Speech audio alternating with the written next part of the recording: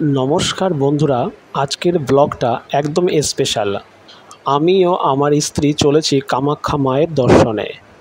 আমাদের যাত্রা শুরু হয়েছে ট্রেন নাম্বার 13173 কাঞ্চনজঙ্ঘা এক্সপ্রেস ধরে, আর রওনা হয়েছিলাম সকাল 6:50 আর পৌঁছেছি গভীর রাত 2:25 কামাখ্যা স্টেশনে।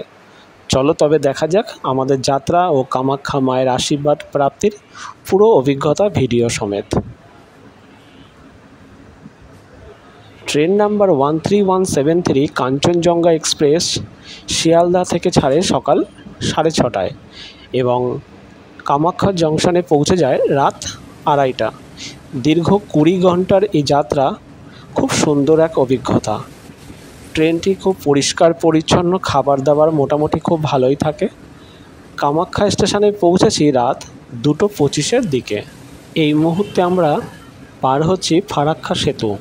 গঙ্গার উপরে এই বিশাল সেতু দেখে সত্যি অভিভূত লাগলো। ট্রেন যখন মাঝখানে পৌঁছালো, জানালার বাইরে গঙ্গার প্রবাহ দেখতে দেখতে মন যেন হারিয়ে যাচ্ছিল।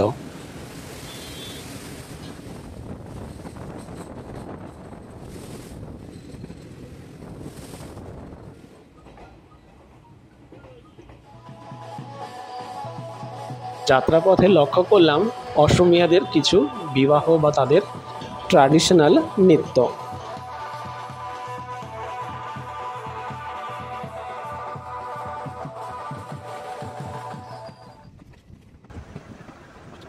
এই মুহূর্তে আমরা কামাখ্যা জংশনে পৌঁছে গেছি। এখন রাত 2:30 বাজে। বিশেষ করে এনজিপি বিকালবেলায় পৌঁছে যায় অলমোস্ট 5টা সাড়ে 5টার দিকে। তো ট্রেন থেকে অনেক লোকই নেমে যায় ওখানে দার্জিলিংয়ে যাওয়ার জন্য এনজিপিতে। তো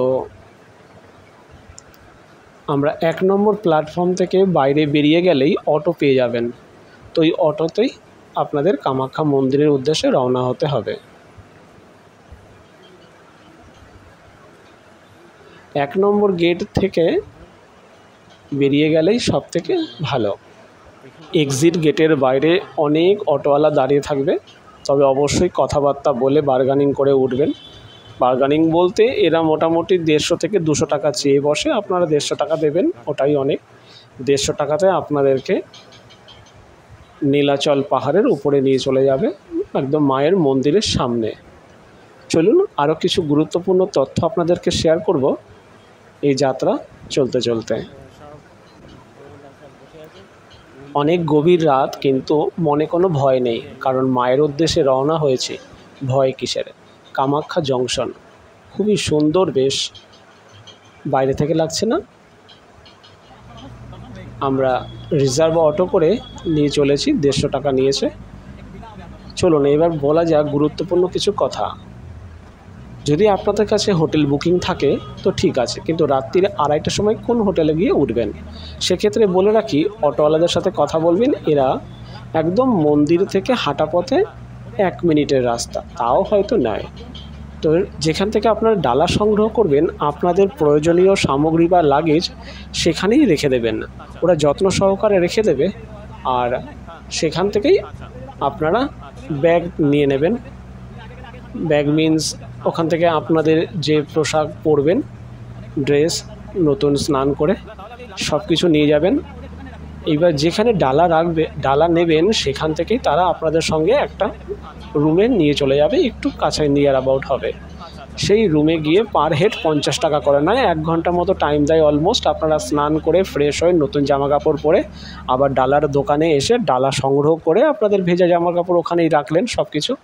পুজোর জন্য ভিআইপি দর্শনে চলে যেতে পারেন, 501 টাকা করে নেয়। এছাড়া আপনারা সাধারণ দর্শনেও যেতে পারেন। তো ভিআইপি দর্শনে আমরা চলে গিয়েছিলাম, তখন বাজে ভোর 4:30।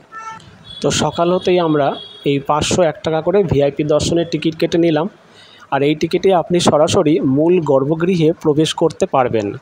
সময় লাগে প্রায় 1.5 থেকে 2 ঘন্টা, কারণ পূজা ও মন্ত্রপাঠ সেখানে চলছিল।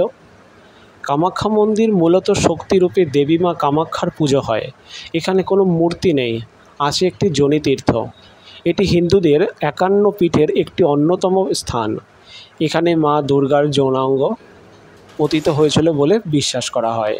কামাখ্যা মন্দির শুধুমাত্র হিন্দুদের জন্য নয়, বরং তন্ত্র সাধকদের জন্য এক তীর্থস্থান। তন্ত্রমতে এই মন্দিরে দেবী রজস্বলা অবস্থায় পূজিত হয়। বছরে একবার অম্বুবাচী মেলা চলে, যখন বিশ্বাস করা হয় দেবী রজস্বলা হন এবং মন্দির 3 দিন বন্ধ থাকে, যেন মাতৃরূপে বিশ্রাম নিচ্ছেন। কামাখ্যা মন্দিরের দর্শনের পর অনেক ভক্তই মন্দির চত্বর ঘুরে দেখেন, বিশেষ করে পিছনের দিকটা, যা বেশ শান্তিপূর্ণ এবং আধ্যাত্মিক পরিবেশে ভরপুর। এই পরিক্রমার সময় আপনি শুধু প্রাচীন স্থাপত্যই দেখবেন না, অনুভব করবেন এক ধরনের আন্তরিক শান্তি ও দেবীময় শক্তি। গর্ভগৃহে দর্শন শেষে যখন আপনি মন্দিরের মূল অংশ থেকে বেরিয়ে পরিক্রমা করতে থাকবেন, তখন চারপাশে দেখতে পাবেন অনেক ছোট ছোট মন্দির, যেগুলো বিভিন্ন রূপের দেবী এবং দেবতার উদ্দেশ্যে নিবেদিত করা হয়েছে। পরিক্রমার সময় আপনি স্পষ্টভাবে দেখতে পাবেন মন্দিরের কঠিন পাথরের খোদাই করা নকশা এবং প্রত্নতাত্ত্বিক নিদর্শন এবং একটি পবিত্র ঘণ্টা। মন্দিরের পিছনের দিকে রয়েছে একটি পুকুর বা কুণ্ড, যা অনেকেই মায়ের কুণ্ড নামেও ডেকে থাকেন। এই কুণ্ড ঘিরে রয়েছে বিশ্রামের জন্য বসার জায়গা, গাছপালা এবং এক প্রশান্তিময় পরিবেশ। অনেক ভক্তই এই কুণ্ডে আগে স্নান করে তারপর মায়ের কাছে পুজোর জন্য যায়। খুবই শান্তিপূর্ণ মনোরম পরিবেশে ঘেরা এই কুণ্ড খুবই সুন্দর লাগবে। সকালের দিকে পুরোহিত মশাই এখানে সকল দেবদেবী সবাইকে স্নান কার্য সম্পন্ন করছিল। আমরা মন্দিরের একটু চারিদিকে ঘুরে নিলাম। দর্শনের পর অনেকে এখানে ফটোশ্যুট করছেন। খুবই সুন্দর একটা বাতাবরণ। এখানে বলিদান প্রথাও আছে। পিছনের দিকে মন্দিরের এক বলি প্রথার স্মৃতিচিহ্ন দেখা যায়, যেমন পশু বলির জন্য ব্যবহৃত হয় এই সব স্থানে। তবে বর্তমানে মন্দির কর্তৃপক্ষ এই বলি প্রথাকে বন্ধ রেখেছে। মন্দির চত্বরে অনেক ফটোগ্রাফার পাওয়া যাবে, আপনাদের পছন্দ মতন তারা ফটোশ্যুট করে দেবে। আমরাও কিছু নিজেদের জন্য ফটোশ্যুট করিয়েছিলাম। প্রত্যেক কপি 100 থেকে 150 টাকা করে নেয়। খুবই সুন্দর। আপনারা চাইলে এখানে কিছুক্ষণ ধরে চ্যান্টিং করতে পারবেন। খুবই সুন্দর, মায়ের জন্য এখানে আরাধনা করতে পারেন। খুব শান্তিপূর্ণ স্থান।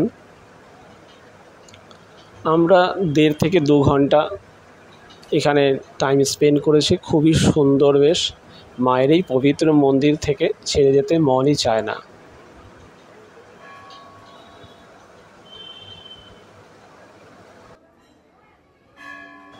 বলে রাখা ভালো, এখানে কোনো পান্ডা বা পুরোহিতরা আপনাকে জোর জবরদস্তি করবে না পুজো দেওয়ার জন্য।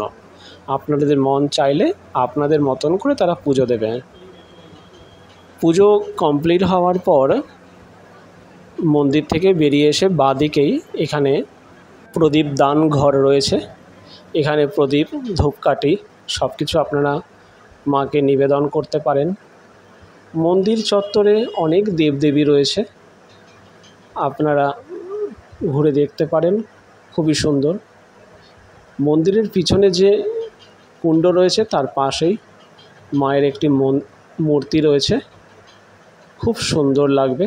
আপনারা অবশ্যই যাবেন ওখানে, মাকে দর্শন করে আসবেন। ভিডিওটি কেমন লাগলো অবশ্যই জানাবেন, পাশে থাকবেন। ভালো লাগলে লাইক, সাবস্ক্রাইবার করে দিতে অবশ্যই ভুলবেন না।